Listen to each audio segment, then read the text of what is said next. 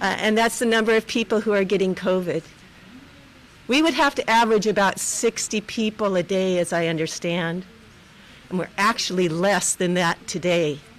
If we can do this for a sustained period, we'll get off that monitoring list and be able to open all our businesses and schools, and that is something we all need to work towards.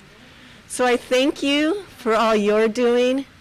Most importantly, not gathering with other individuals. We call that the silent spreader. When you gather with people, it heightens the chance of catching COVID. So thank you for what you can do towards that. At this time, I'll invite Rigo Vargas to come talk about our public health. Thank you very much.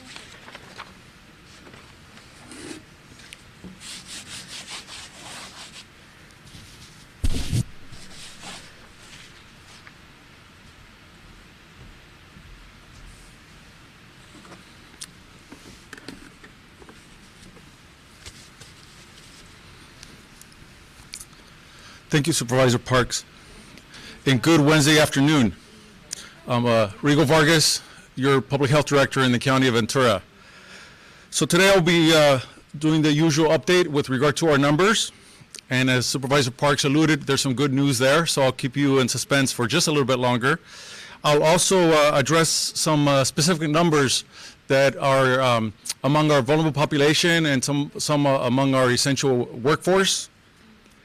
And I'll conclude with a highlight of our numbers specific to the monitoring list, the state's monitoring list that is so critical for us, as Supervisor Parks mentioned, move towards reopening some of our businesses, open our schools, and so I'll touch on those numbers thoroughly.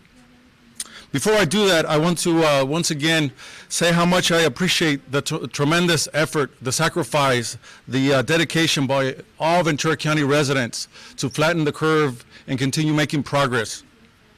Whether you are a first responder or a tremendous and valued healthcare worker, and professionals, some of which we'll hear today, whether you're a business owner or an employee, and whether you're a student or a senior, you've all made a tremendous sacrifice, and all your efforts are really tremendous. They're valued, they're respected, and we need to continue those efforts in order to further improve our numbers. So, enough of mentioning of the numbers without mentioning them specifically. The good news is that today, for the first time in over, I believe, 6 weeks, maybe 2 months, we're reporting 50 new cases.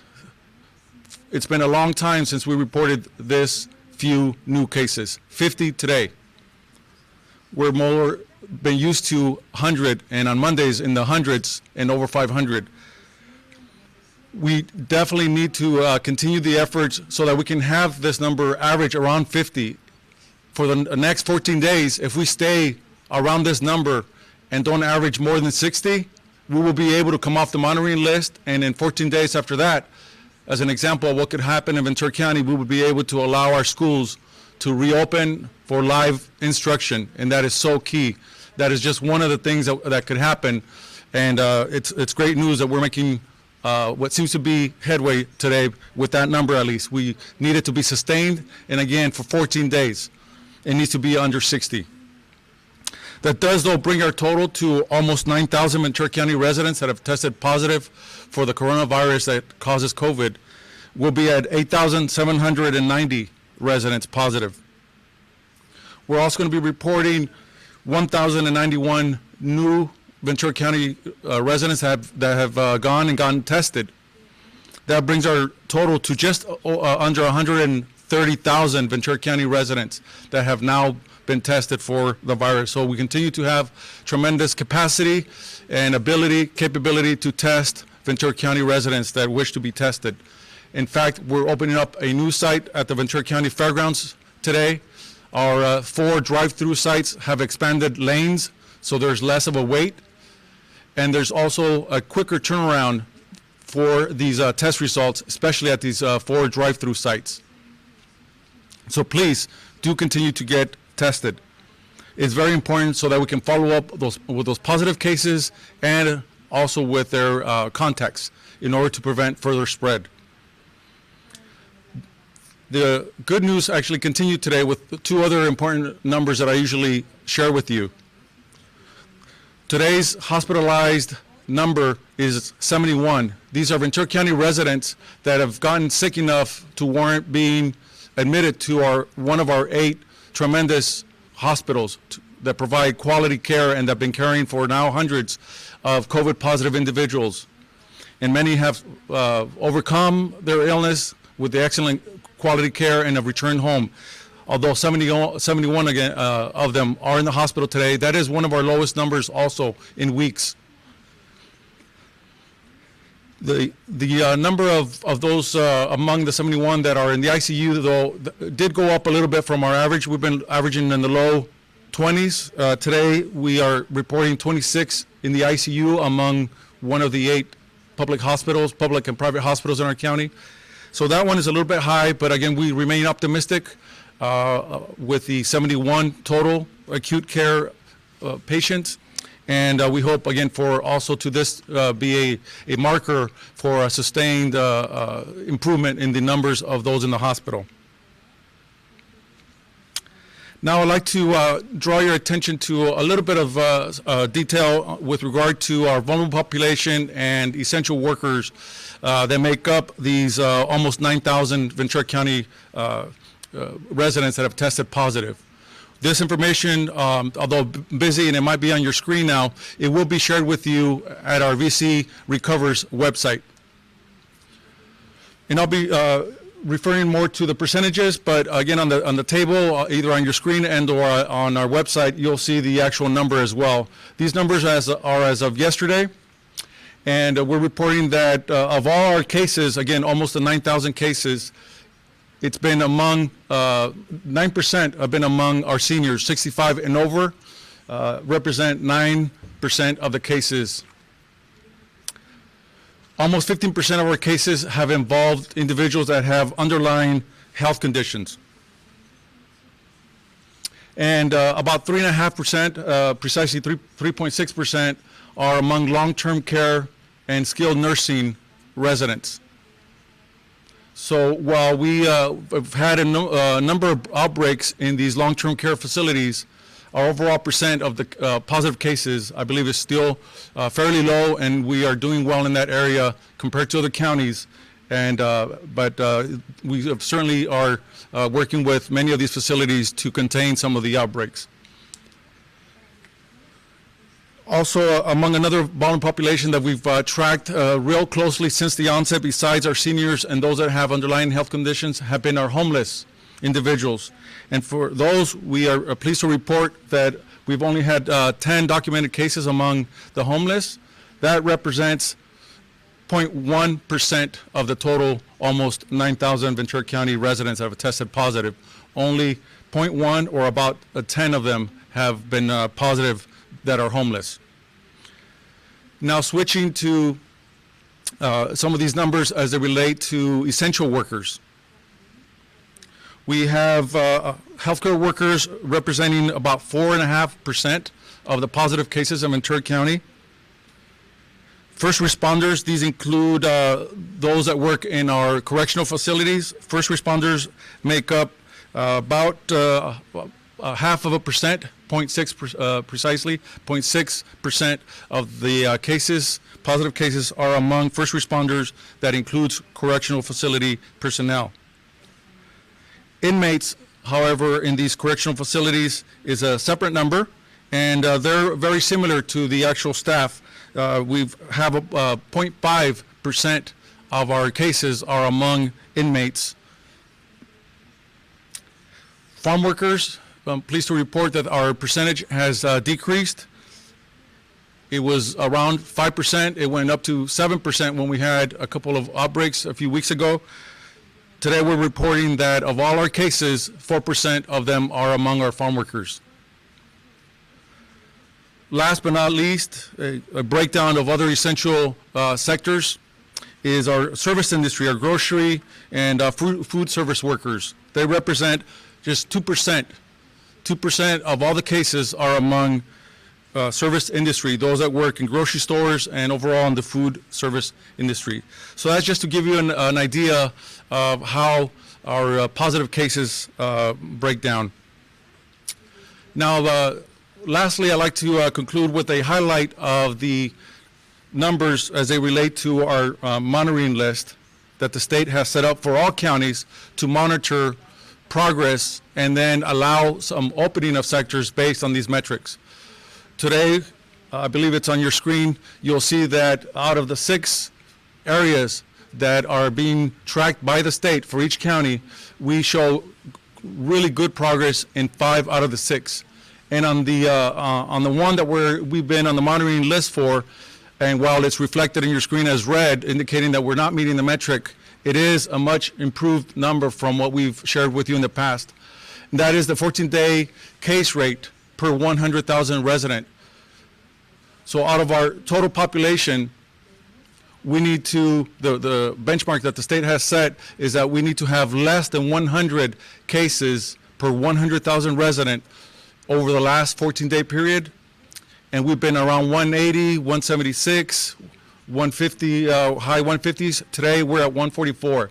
When we reach 100, that will be the time that then we can get off the monitoring list. And if we stay off the monitoring list for 14 days, again, schools and other sectors in our county will be able to resume operations indoors and in person. So just to further highlight the areas where we are doing really well, the 7-day testing positivity rate is at 7%. The benchmark, the goal is to be under 8%. We're at 7%. The average daily test per 100 over per 100,000 resident over the last 7 days. The goal that the state set up for us in terms of testing capacity is for us to be able to test at least 150 resident per 100,000 resident, and we're way over that in a good way. We're at almost 240 is our rate of testing. Again, almost twice as much as the state expects of us.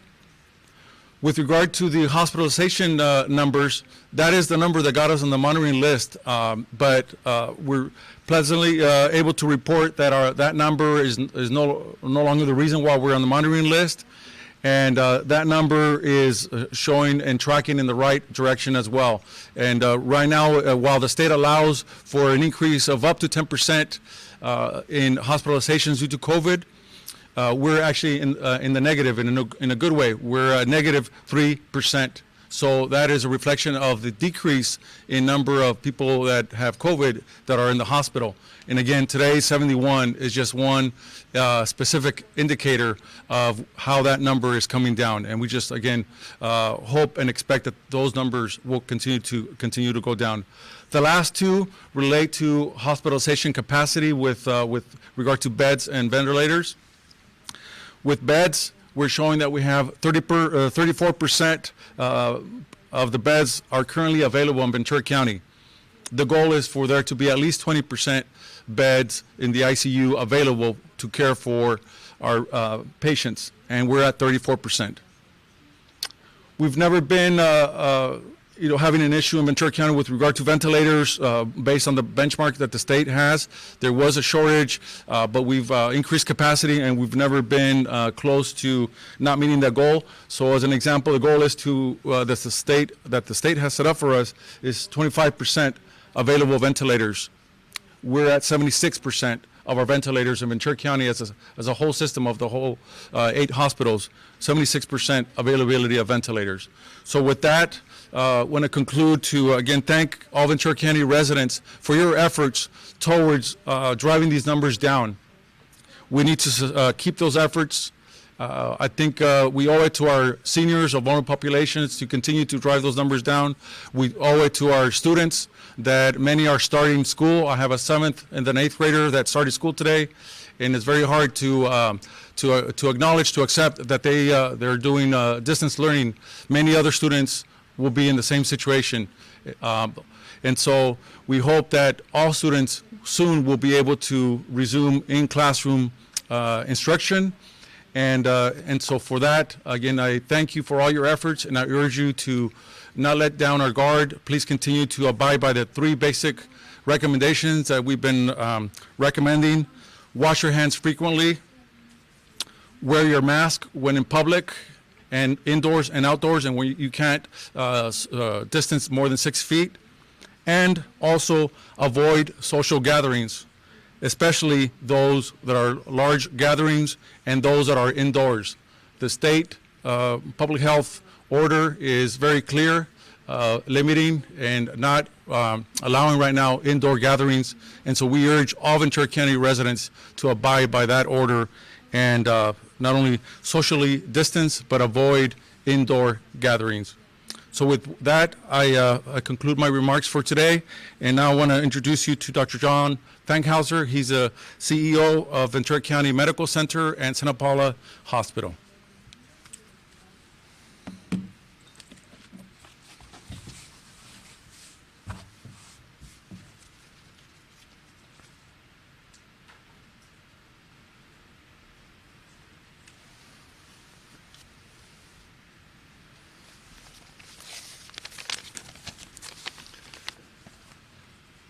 Thank you, Rigo, and thank you for your leadership on a public health team that has done a tremendous job and worked tirelessly to bring this pandemic under control here in the county.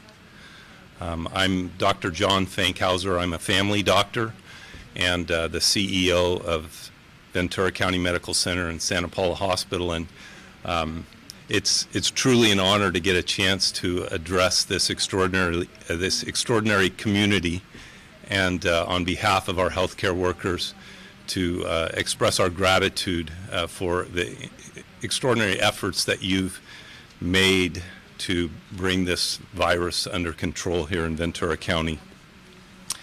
We saw a frightening surge in mid-July, and many of us had to open up our surge space, and since mid-July, the measures that have been put into place have truly brought the spread of the virus to a plateau.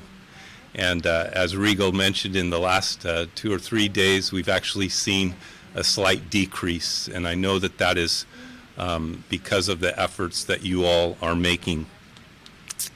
That being said, there's still 71 patients suffering from this illness in our hospitals. The 26 ICU patients represent 30% of all intensive care patients in Ventura County. I'm just going to repeat that. That's significant. 30% of our ICU patients in Ventura County are there because of COVID. And I just want to say that to emphasize this is still a serious disease. I've heard the rhetoric minimizing this disease, representing that the risk is small. And that's just not consistent with what we're seeing out there.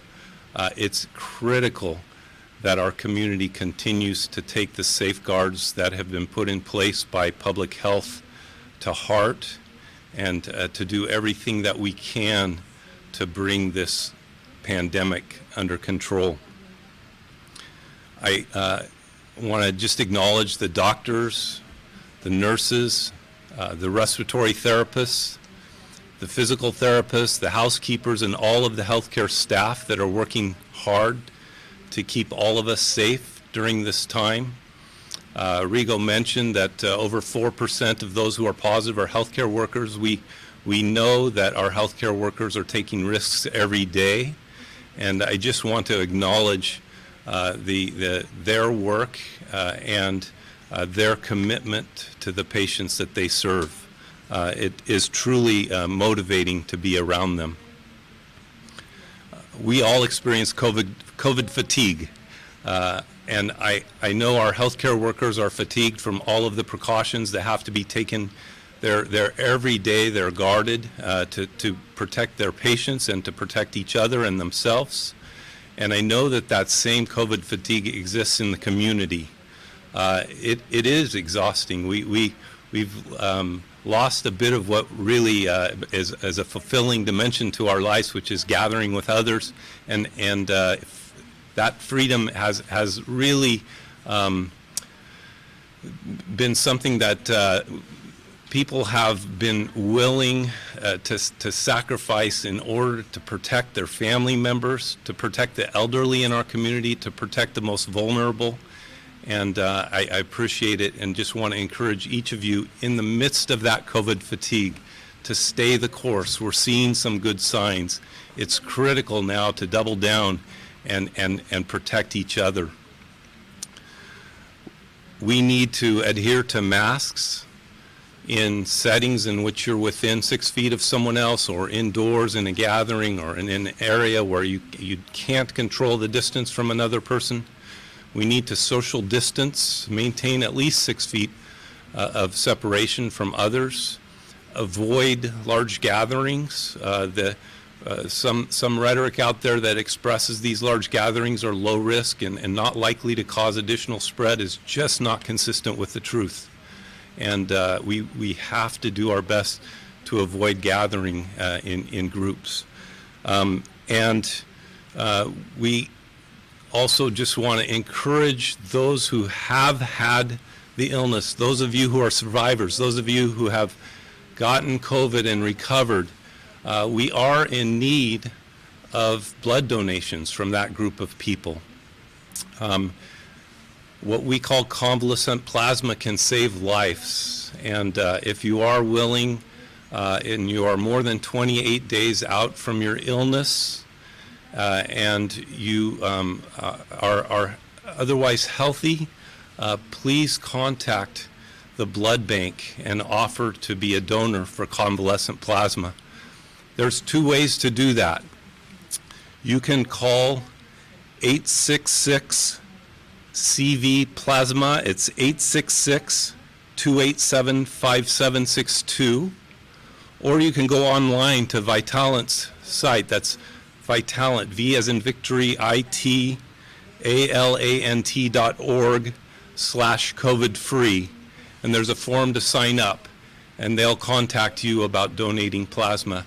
I just want to encourage all of you who are survivors of this illness to consider donating plasma for those others in the community who are at risk.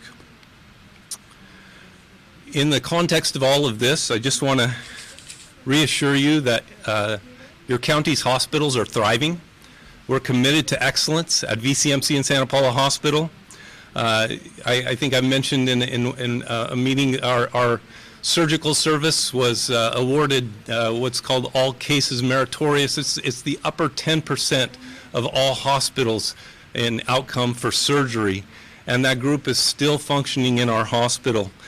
We recently received an award from the American Heart Association, a Gold Plus award for our Community Stroke Center, as well as an Honor Roll award for our inpatient diabetes program. Beta Health has recently recognized us for safety measures in the emergency room and obstetrics. We received a very large grant to expand our pediatric services, which are the premier pediatric services in the county of Ventura.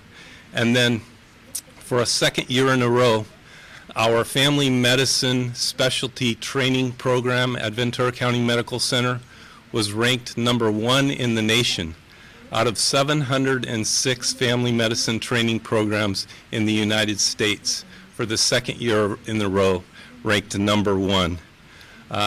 I say that to just encourage you, if you do need a hospital, if you do fall ill, please don't hesitate to come to VCMC or Santa Paula Hospital.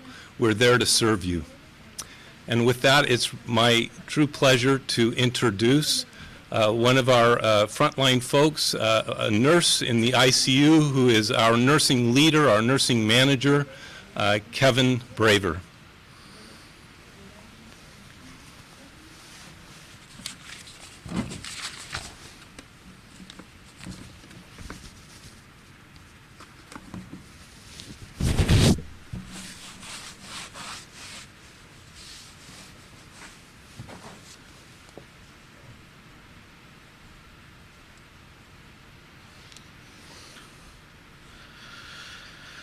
Well, greetings. Hello to everybody. My name is Kevin Braver. I am the clinical nurse manager of the intensive care unit, the step-down unit, and the telemetry unit at Ventura County Medical Center. Those 3 units can be considered critical care areas, And I'm here today to share with you a little of the struggles, the pain, the joy, the rewards that our nursing staff go through on a daily basis.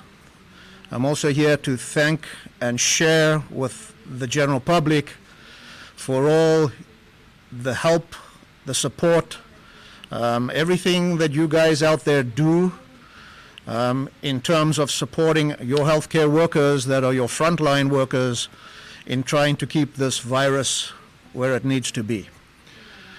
It is a struggle, and it's a really difficult, real struggle.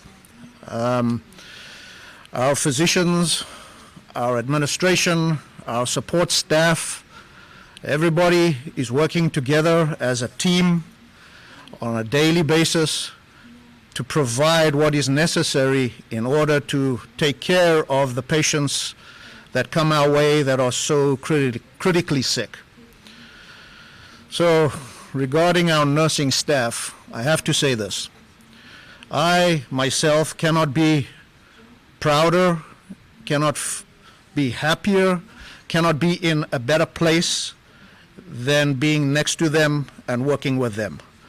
They are people that are so kind, so smart, so professional, and their one goal in mind is to essentially take care of the critically ill patients that come our way. And they do it at their own, there's a danger that they have every time they enter one of these rooms, and they do it at their own expense in many ways. So I ask for everybody to really reach out and speak to their neighbors, speak to your friends, speak to the people that you are with at work, social media, and spread the word that, our staff are there to help the public, and that's what they're doing on a daily basis. If I could share with you a few sequences of events of what takes place in the ICU with the ICU nurses in how they take care of these patients, I think you would be surprised, and it'll bring a tear to your eye to really see how they actually go about their day. So I'm going to share briefly how they come on shift, what they do, and then when they leave for home. The beginning of their shift starts with coming in, basically exchanging their scrubs for a set of scrubs that the hospital has provided so that they don't have to contaminate their own scrubs. They get changed, they go into the unit, they put their masks on, so the masks are worn from the time they walk into the facility, and it stays on the whole time. They go into the unit with their scrubs that have been provided, and then they take report from the oncoming shift, or from the off-going shift. They take report in the sense of getting the information that is needed in order to take care of any particular patient that is there, whether it be COVID or non-COVID. Then they go about entering the room, and to enter the room to examine their patient, they are having to put on further PPE, which is a gown, gloves. They exchange their mask, which is just a regular medical mask, for an N95. They put on eyewear to protect their eyes. And then this is all overseen by what we call a hygienist. And the hygienist's role is to oversee and make sure that they are following the procedure correctly, and they don't make mistakes, and they don't allow for any contamination to take place unnecessarily. They go into the room, they are watched from the outside the whole time by our hygienists, and they do what's called their beginning of shift assessment. And during that time, it's a time of really looking over everything, looking at the patient, listening to their lung sounds, trying to communicate with them. And if a patient is really sick during this period, it becomes a struggle throughout the day for that nurse to be able to not only communicate with the patient, but to do the best that they can to bring that patient to a point where they are feeling a little bit better. They follow the doctor's orders and the doctor's directions in taking care of the patients.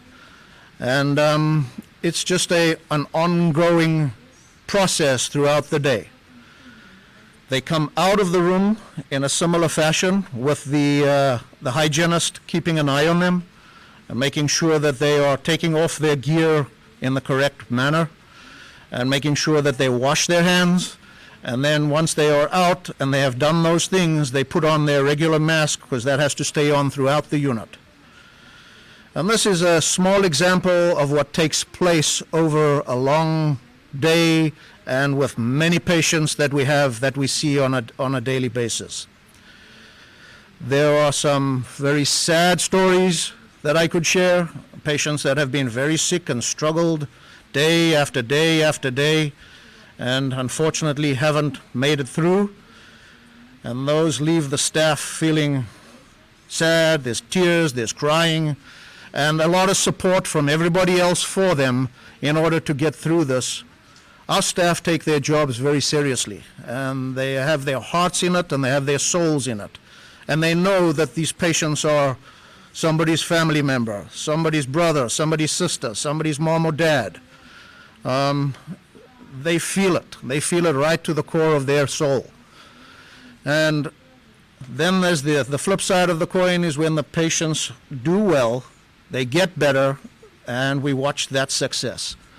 And then that is a celebration on its own amongst our staff. They take that as a reward. So it's a struggle and it's a challenge on a daily basis. We like to think that we save and help more people than we don't, than we lose. But again, none of this would be possible without your support. We need your support. We need your help.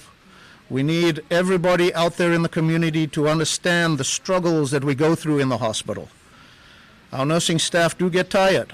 Our nursing staff do cry at night when they go home. They do have their moments of anxieties of whether they're going to get it themselves and whether they're going to take it home to their families. Yet they show up to work every day and they do what they know they have to do and what they really want to do. So I consider them warriors.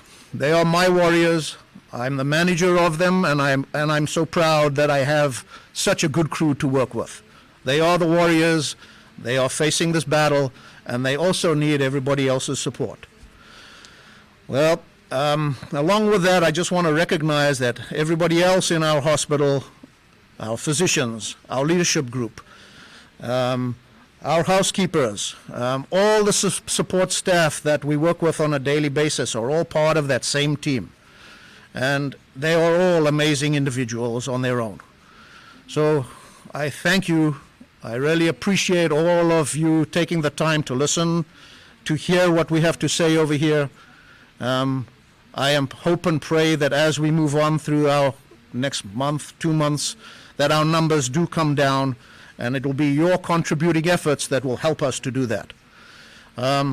Please, I ask you from myself and on behalf of all the workers over there, wear your masks, wash your hands diligently and regularly, stay away from crowds. 6 foot is the recommendation between people, and please try to maintain that. It will help in ways that you may not see right now, but it goes a long, long, long way. I thank you for the opportunity to talk to everybody. With that, I'm going to hand you over to our physician intensivist in the ICU, Dr. Mark Lapore. He's one of our very, very special doctors, has been there a while, and he sees this on a regular basis as well. So thank you very much. Take care.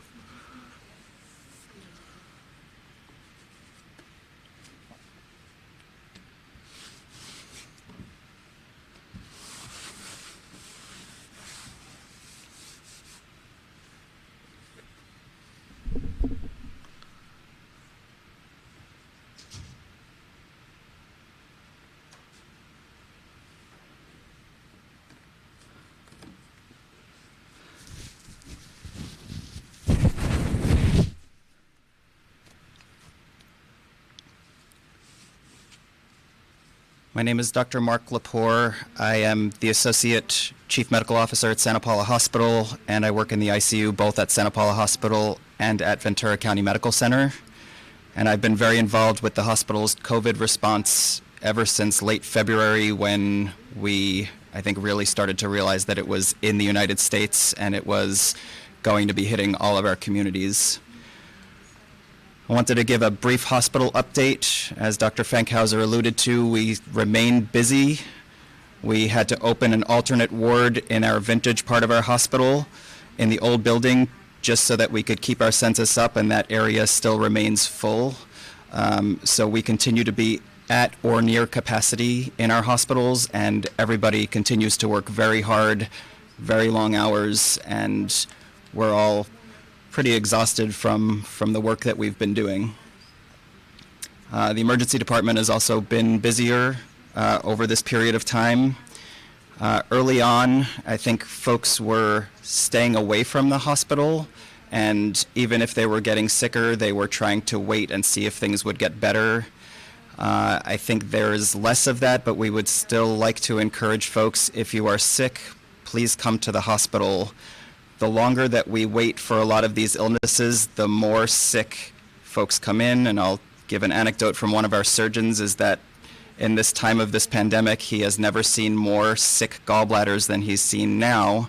It's folks that don't want to come to the hospital, but that means more days in the hospital, more antibiotics, more risk of complications. So we urge you, if you feel sick, please come in.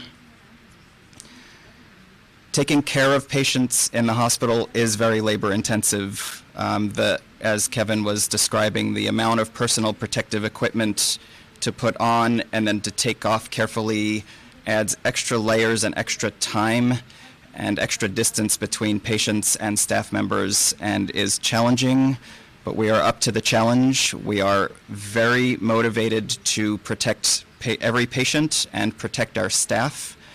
And it is extremely important to us that we continue to do that, and I think everybody in the hospitals has taken that as a task that they want to continue to do.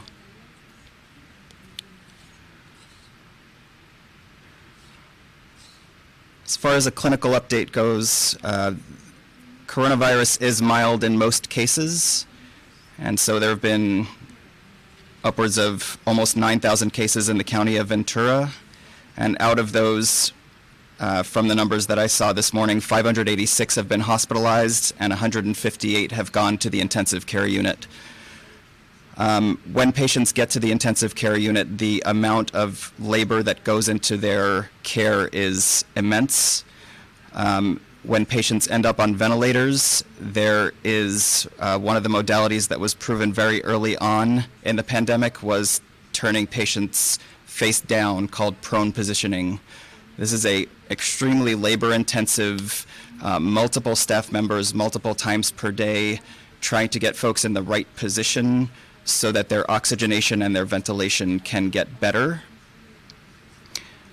We've also been able to give a medication called remdesivir. It is an antiviral medication that has been proven to have some benefit with coronavirus. It is not a cure for coronavirus, but it can help mitigate some symptoms. The other medications that we are able to give include dexamethasone, which is a steroid, and as Dr. Fankhauser was alluding to, the convalescent plasma, which is plasma taken from blood products from patients who have recovered and then given to patients who are suffering from the virus in the hope that those antibodies will help. Unfortunately, none of these treatments are cures for coronavirus, and oftentimes we rely on a person's immune system to be able to start to recover. And I think everybody who has taken care of the critically sick patients with coronavirus has been extremely frustrated by how much it grabs hold of patients in every single organ system. So it involves the respiratory system mostly. It causes blood clots, it's caused strokes, it has caused myocardial or heart injury and inflammation of the heart. It has caused multi-system organ failure, renal failure, liver failure. once it takes hold in a patient, it is something that we have seen that it really does not give up hold, and it is frustrating and devastating to watch, and it is kind of a slow progressive over days to weeks that we watch it. And I think all of us have been scarred in some way by watching patients who have not come through it. So, as every other speaker before me and after me will say, prevention is key, and it's not just, well, it's older folks, well, it's just this or that demographic. I bring up Nick Cordero, who's a 41-year-old Broadway actor with no medical comorbidities, who spent months at Cedars-Sinai and ultimately died of coronavirus. It's not just folks with comorbidities or older. So again, wear your masks. Your mask protects other people from you.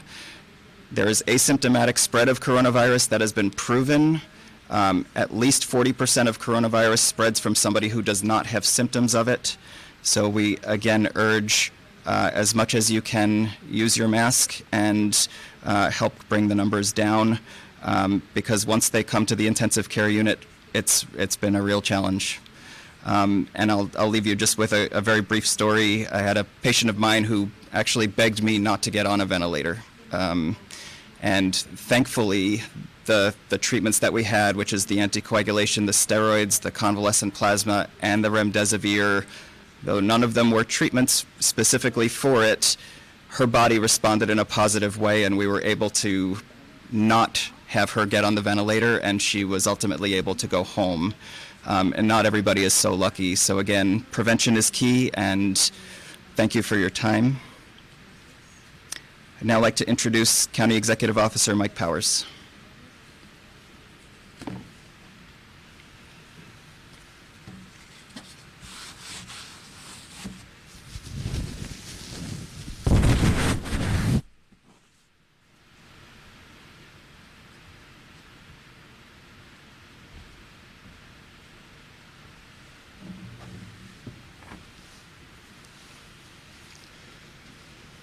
Well, thank you, Dr. Lapore and Dr. Fankhauser and Kevin Braver.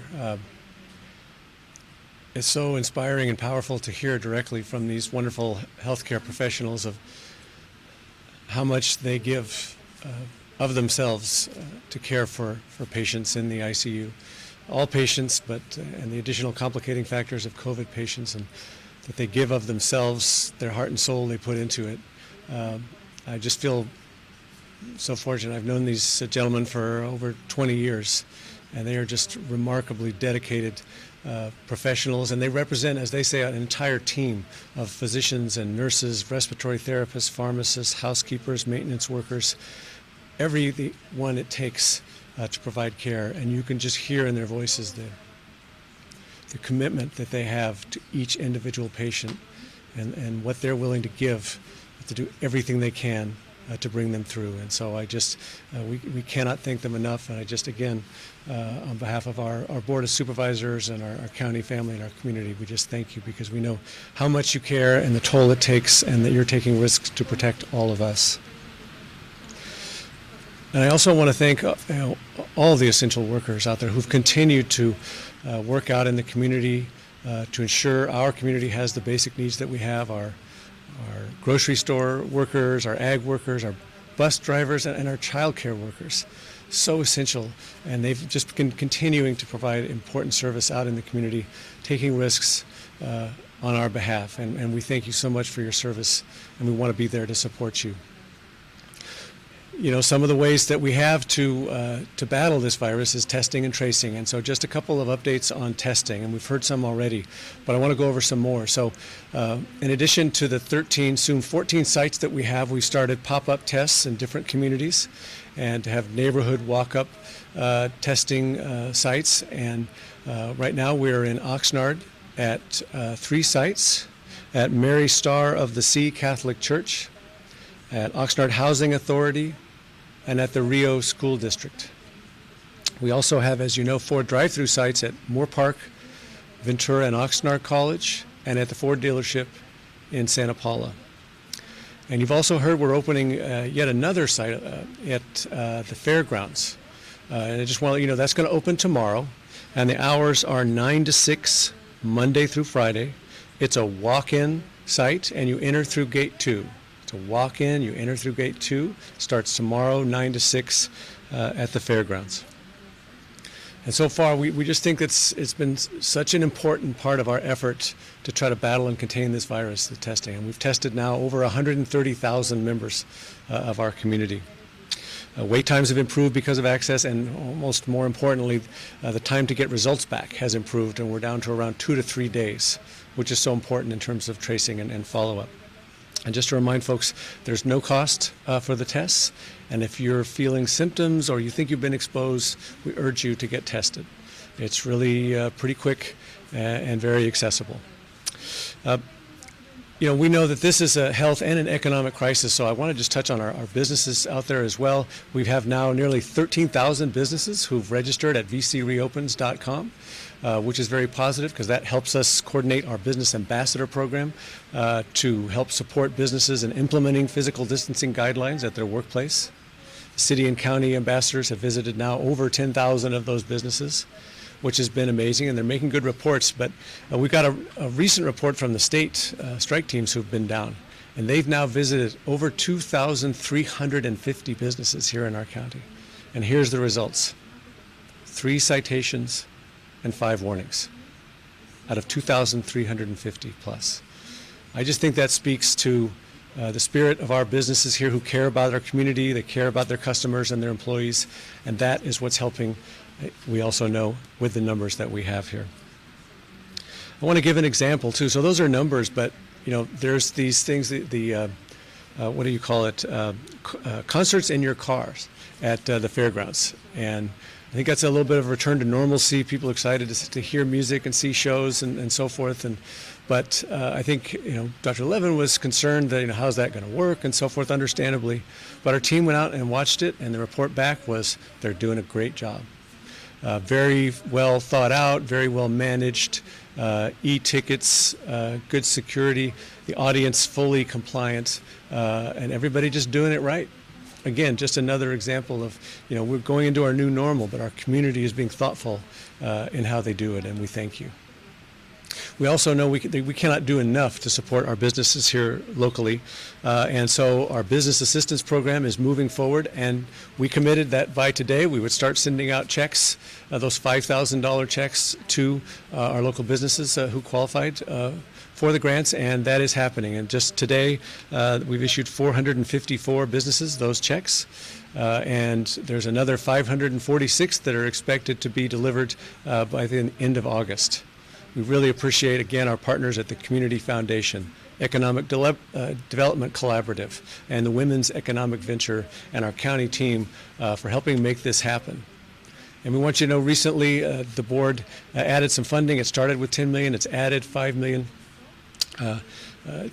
in terms of federal funds to the program. But our goal is to fund every eligible applicant.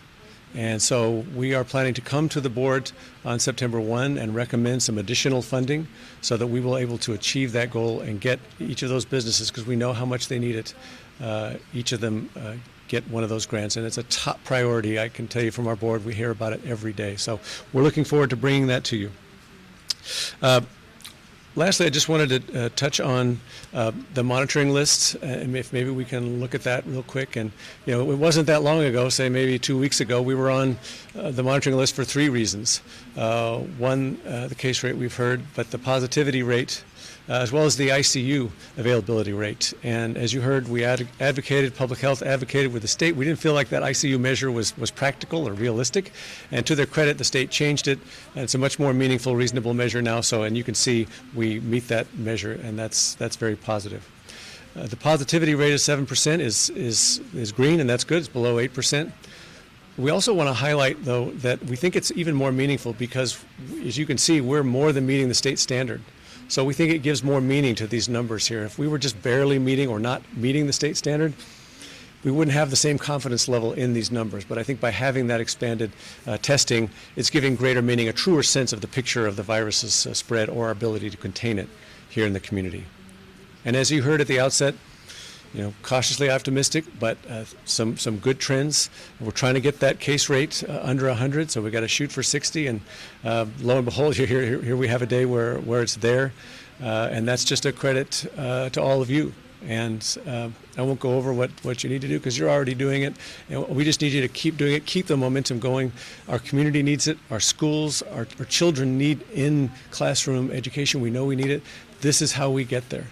By taking those preventive measures, this is how we get our businesses reopened safely and thoughtfully. So with that, I just say thank you for all you're doing, and please take care and stay connected, and we'll talk to you soon. Thank you.